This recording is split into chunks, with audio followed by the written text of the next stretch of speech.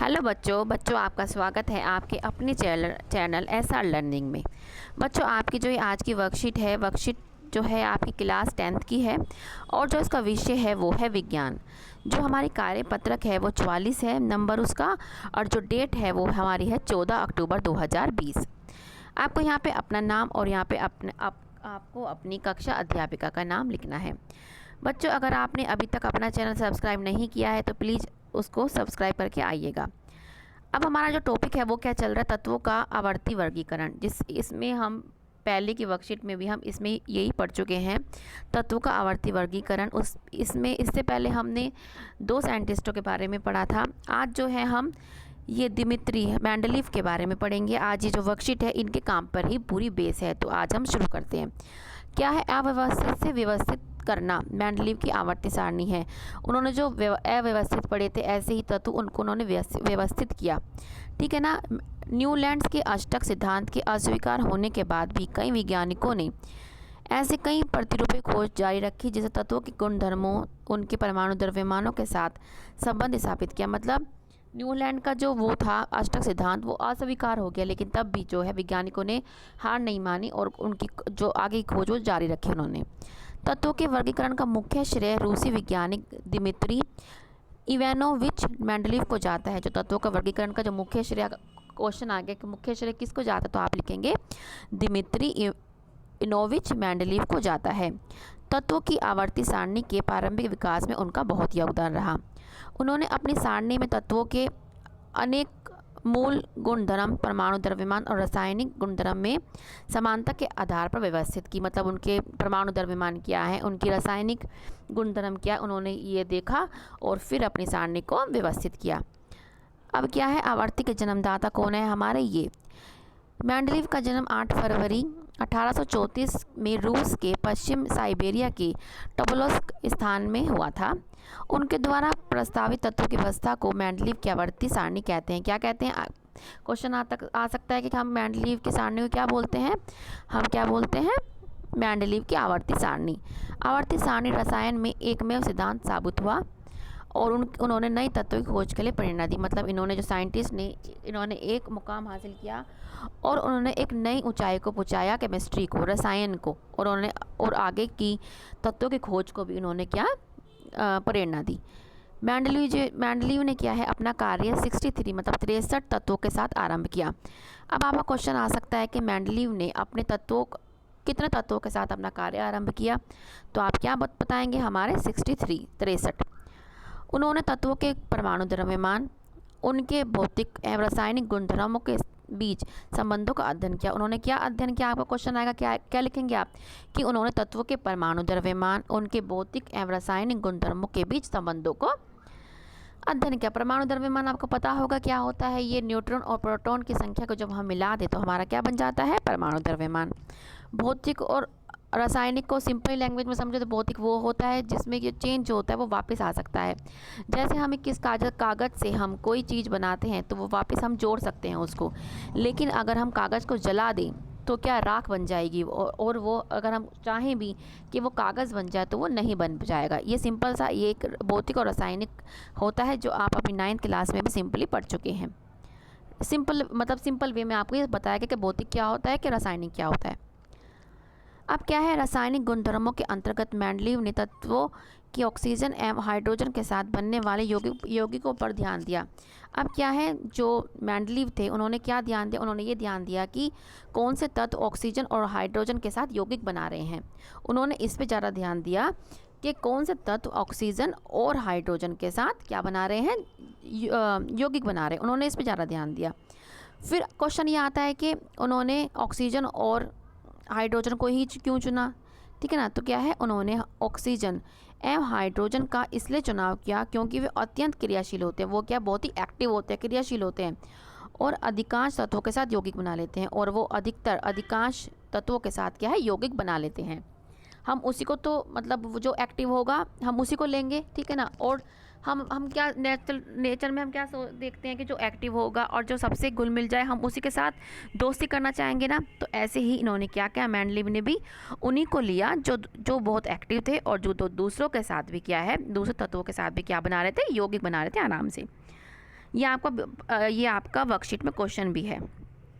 अब क्या है, तत्वों से बनने वाले हाइड्राइड एवं ऑक्साइड के सूत्र को तत्वों के वर्गीकरण के लिए मूलभूत गुणधर्म माना गया। ठीक है ना, क्या माना गया, जो तत्वों से बनने वाले हाइड्राइड, जैसे तत्वों से बनने वाले हाइड्राइड बन रहे थे, ऑक्साइड बन रहे थे, उनके सूत्र को तत्वों के वर्गीकरण के लिए मूलभूत गुणधर्म माना गया। आपके यहाँ पे आप देख सकते हैं, आपको देखो ये हाइड्राइड, ये ऑक्साइड दिखाई दे रहा होगा। ऑक्साइड माने जो ऑक्सीजन से मिलकर बनते हैं, हाइड्राइड जो हमारे हाइड्रोजन से मिलकर बनते हैं। आपको ये दिखाई दे रहा होगा, ऐसा दिखाई दे रहा होगा। ये क्या है, ऑक्साइड है, मतलब O से बनने वाले, और ये R जो है ये रिप्रेजेंट कर रहा है तत्व। कोई सा भी तत्व इसमें हो सकता है, लिथियम हो सकता है, लिथियम हो सकता है, ये कार्बन हो सकता है। ठीक है ना, जो R है ये रिप्रेजेंट कर रहा है एक तत्व को, मतलब ये तत्व, हम इसकी जगह हम लिथियम भी ले सकते हैं। ठीक है ना, हम कार्बन भी ले सकते हैं, हम कुछ भी ले सकते हैं। और जो ये अब ये हाइड्राइड किससे बन रहा है, RH।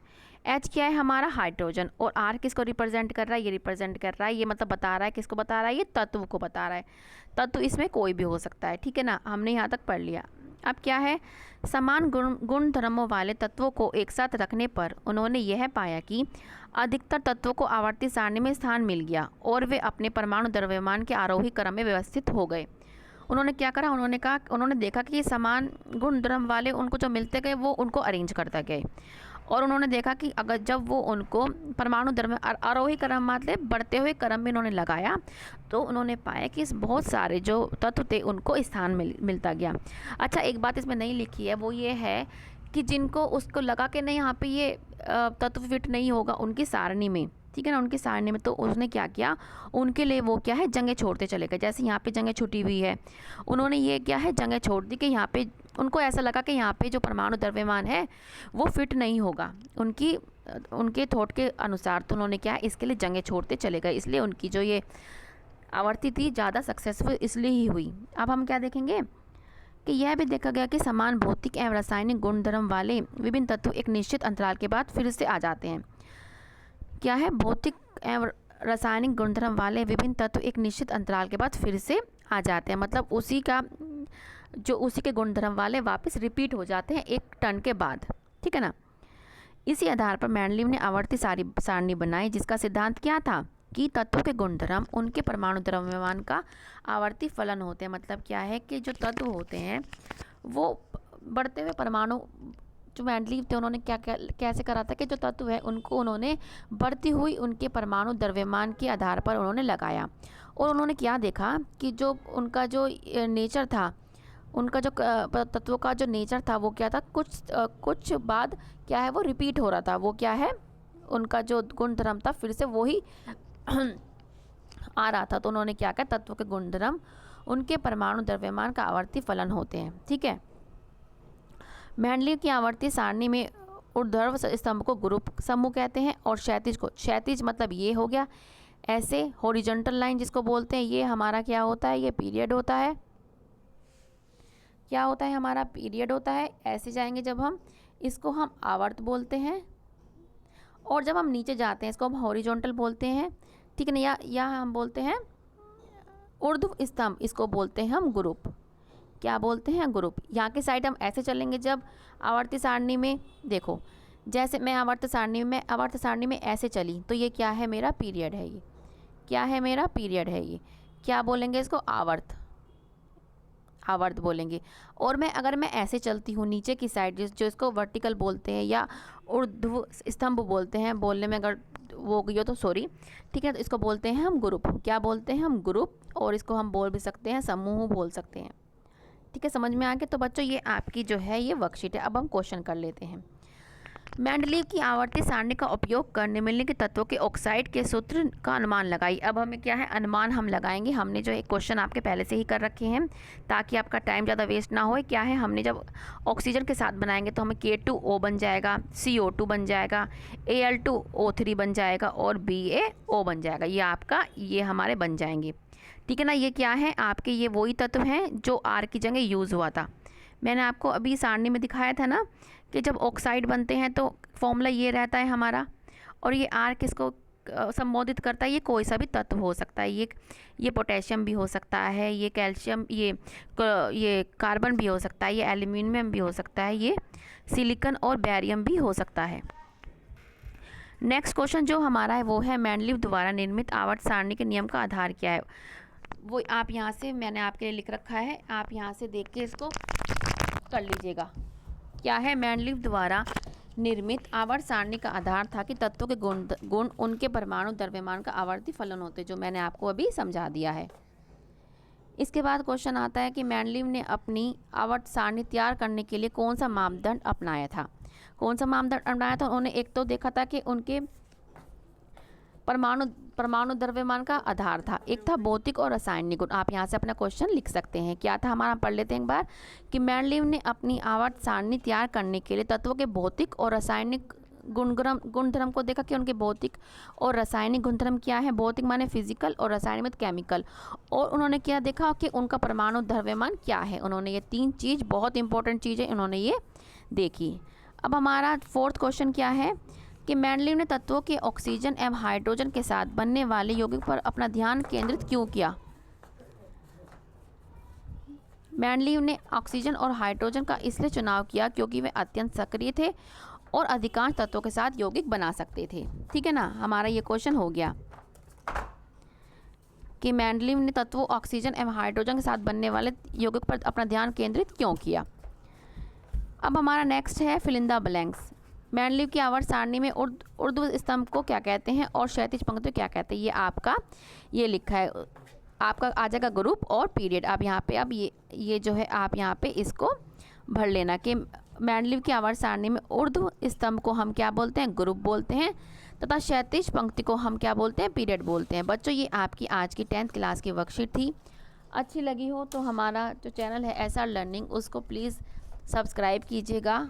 और हमारा जो ये वीडियो है अच्छा लगा हो तो प्लीज़ इसको लाइक कीजिएगा। इससे हमें क्या होता है, हमें मोटिवेशन मिलती है, हमें एक एनर्जी सी आती है कि हम और अच्छे से अच्छे आपके लिए वीडियो बना सकें।